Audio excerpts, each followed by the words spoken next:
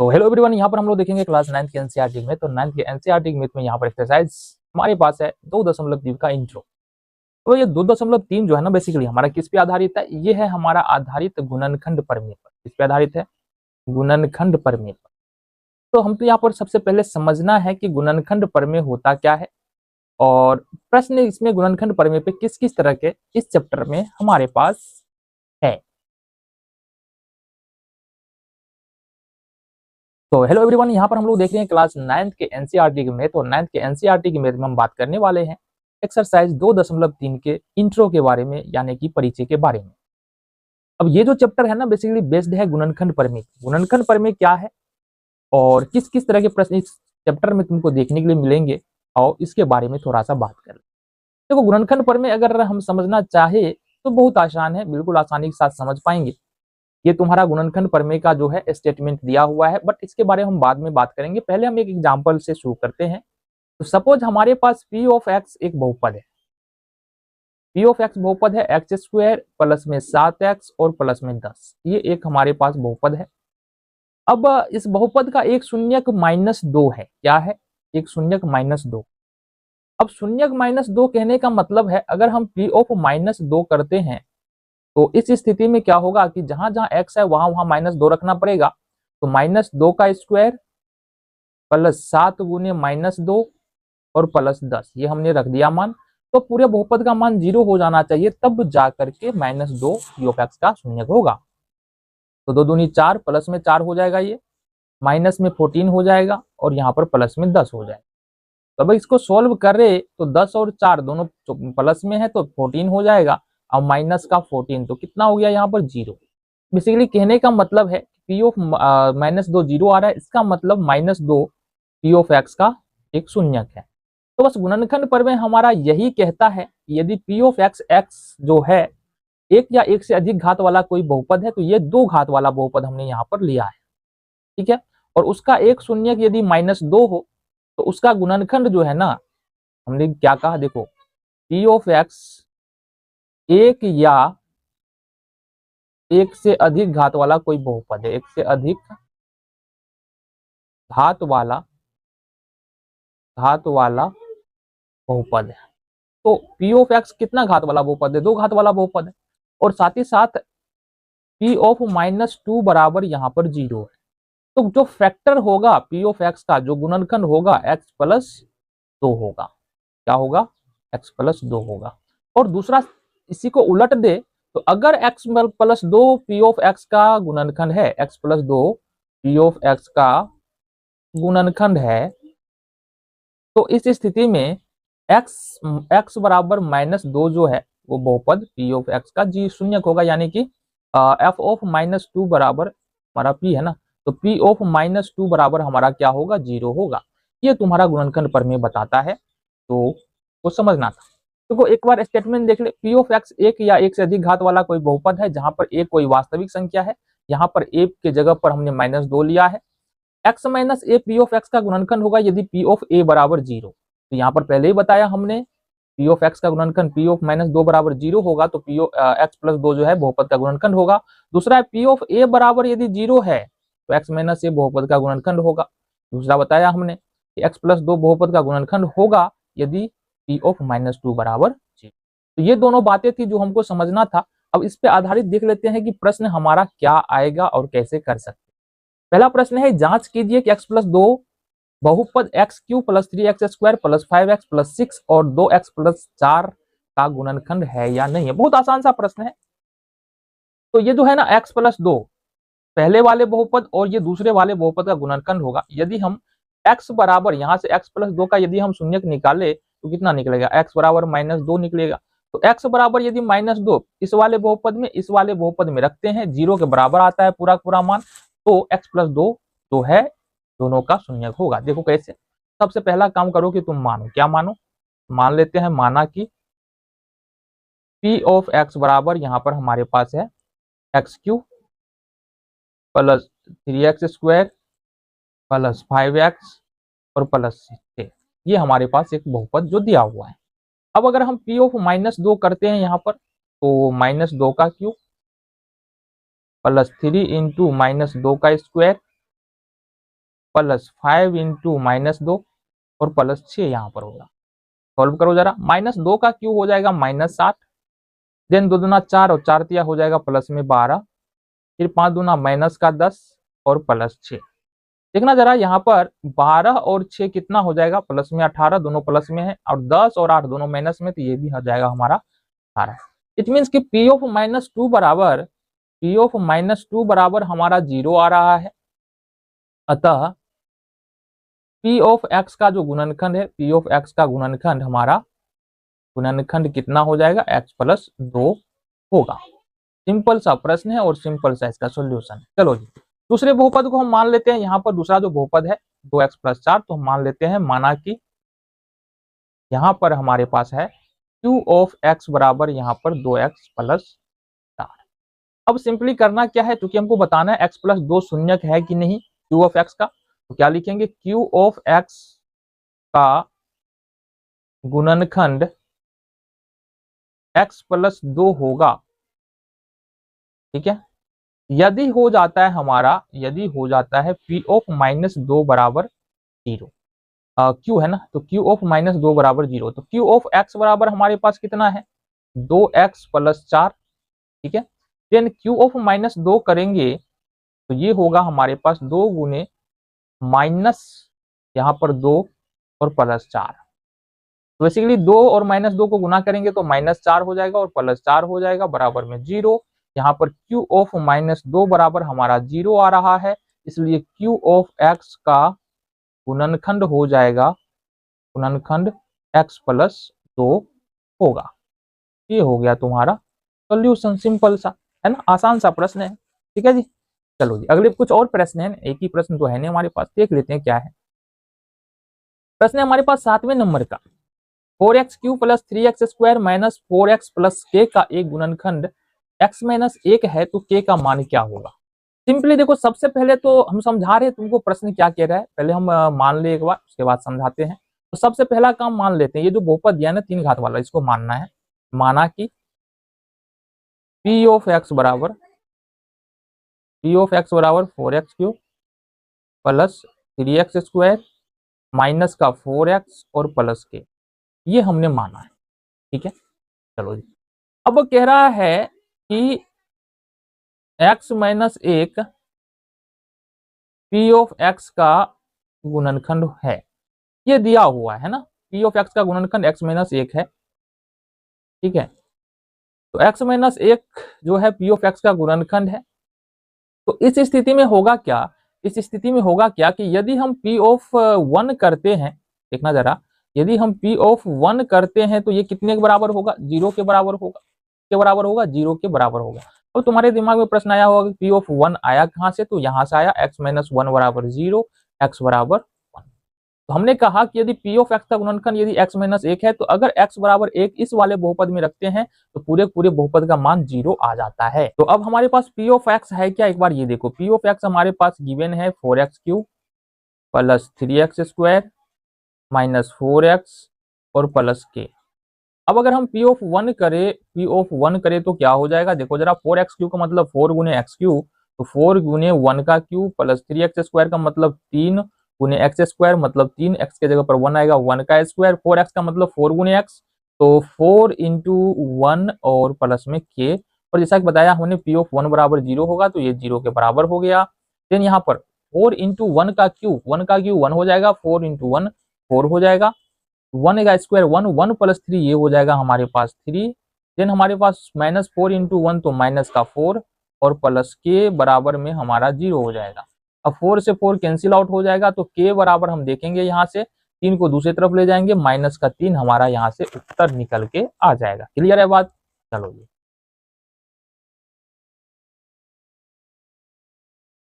तो यहाँ से हमारा जो अगला प्रश्न है 8वें नंबर का, सिंपल सा प्रश्न है, और जरा देखिए कैसे कर सकते हैं। प्रश्न हमारे पास एक बहुपद दिया है 6x² प्लस 17 यानी 17x और प्लस में 5, इसका गुणनखंड यानी कि फैक्टर निकालना है।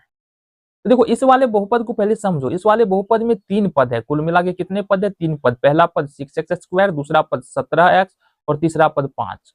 x² का गुणांक 6 है, x का गुणांक 17 है और अचर पद यहाँ पर 5 है।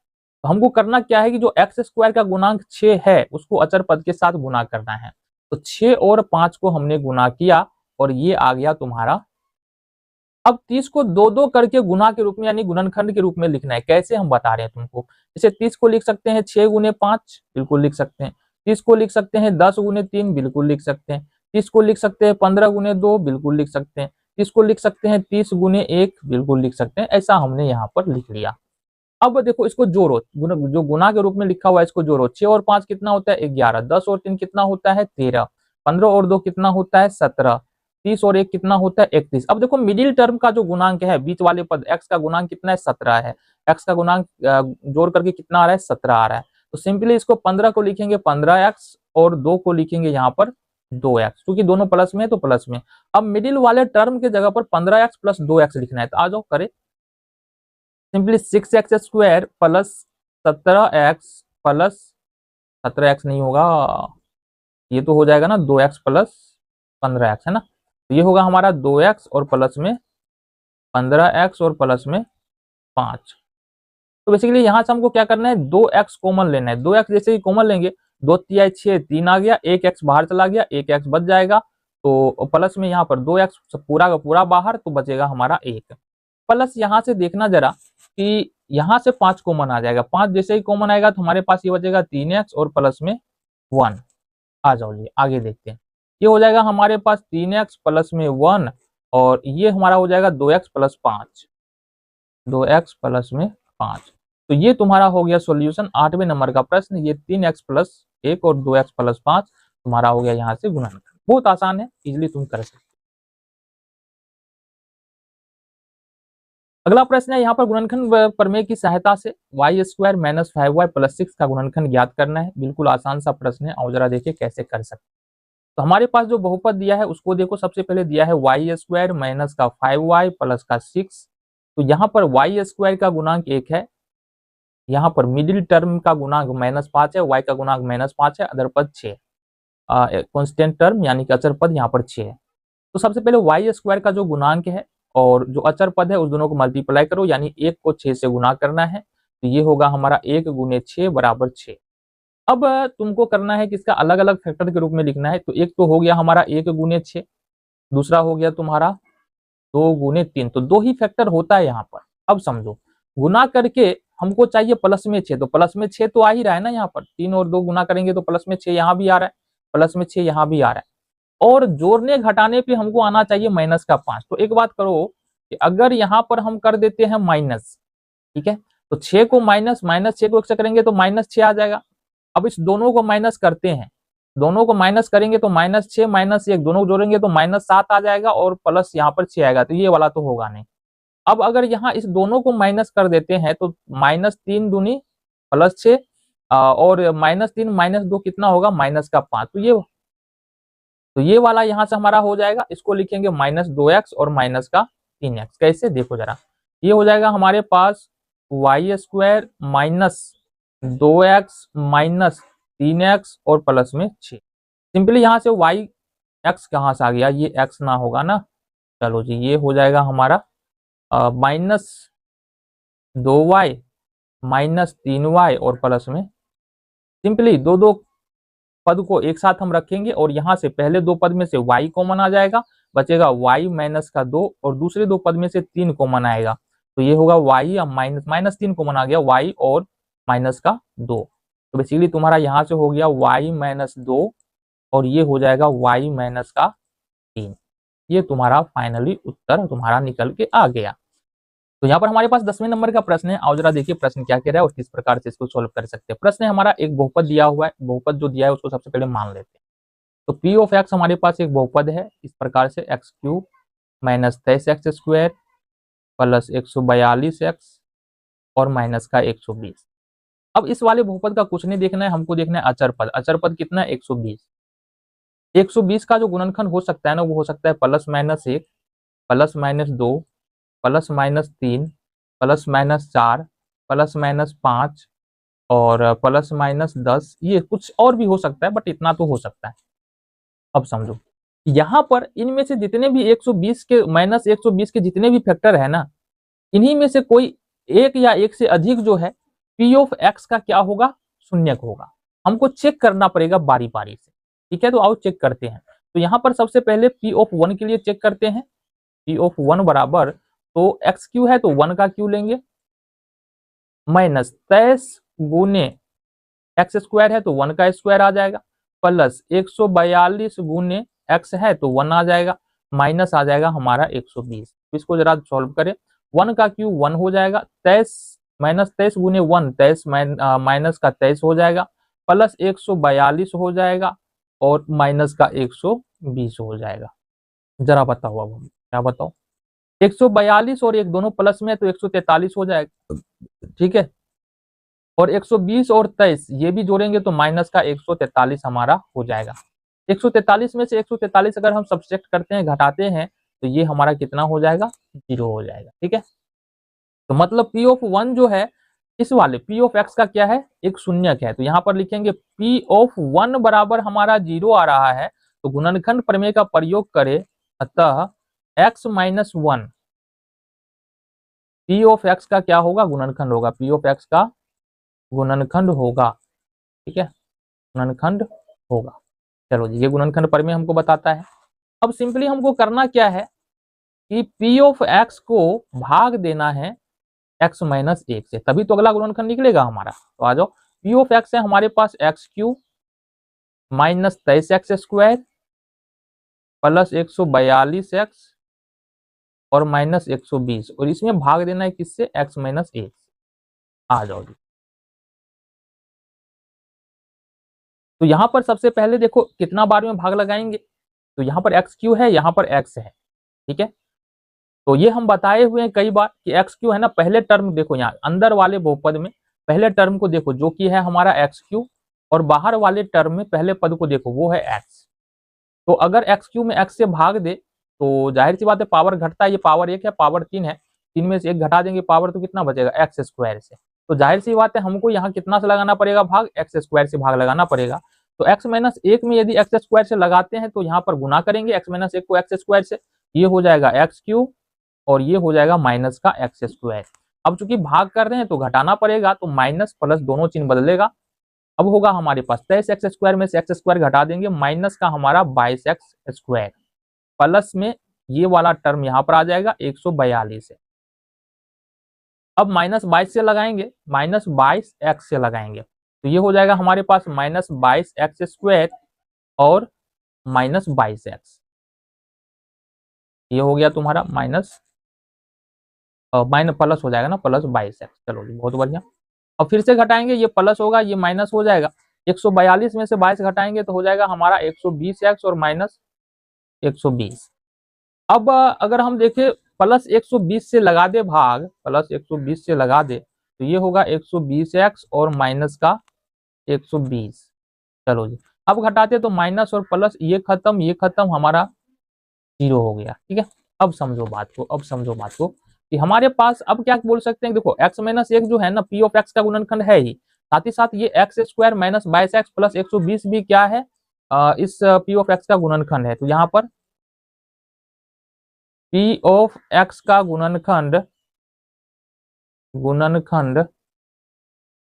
क्या है हमारा, एक्स स्क्वायर माइनस 22 एक्स और प्लस 120 है। अब इसका अगर फैक्टर कर लो तुम तो क्या हो जाएगा, x square minus 12 x minus 10 x और प्लस 120। तो इस तरह से हम कर सकते हैं, एक्स कॉमन ले लेंगे, ये होगा एक्स माइनस 12, ये माइनस 10 कॉमन, एक्स माइनस 12, ठीक है। आगे आ जाओ जी। अब आगे अगर हम देखेंगे तो क्या होगा, कुछ नहीं होगा, एक्स माइनस 12 यहाँ भी है, एक्स माइनस 12 यहाँ भी है, एक्स माइनस 12 कॉमन आ जाएगा, देन हमारे पास बच जाएगा एक्स माइनस का 10। तो तीन फैक्टर हमारा देखेंगे पी ऑफ एक्स के गुणनखंड जो होगा तुम्हारा तीन फैक्टर, वो एक्स माइनस एक, देन हो जाएगा हमारे पास एक्स माइनस 12, तीसरा फैक्टर हो जाएगा एक्स माइनस 10। ये तुम्हारा यहाँ से उत्तर निकल के आ जाएगा। अगले प्रश्न की ओर बढ़ जाते हैं, चलो जी।